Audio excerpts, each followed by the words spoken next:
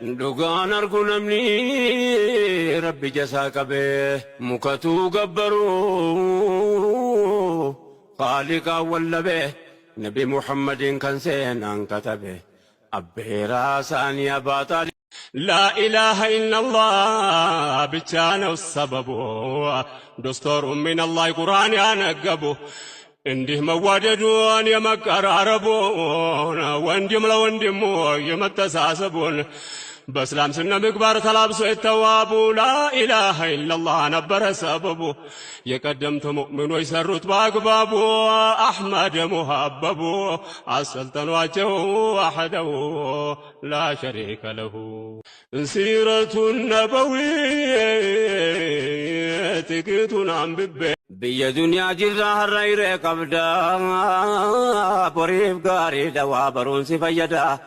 غافدو قردو ميبافدو أدان فقوتين بربادو والإنجر سغندا جبوف جالة فسترو بيكو قبدا بيكاني بكتشوف واللالو والأدا osoon hin jaalatin biyyarra barare haadhaaf abbaa ahli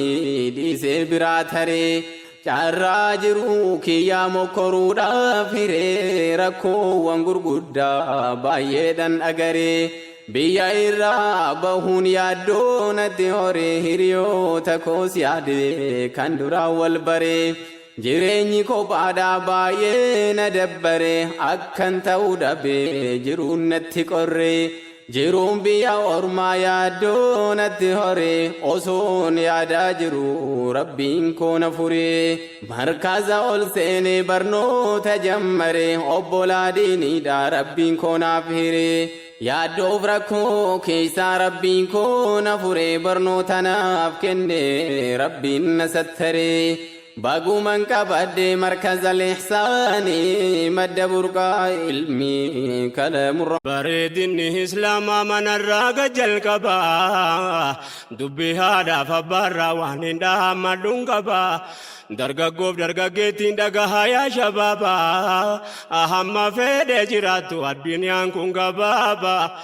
wanti ijaaramee jiru hundisaa hulaa qabaa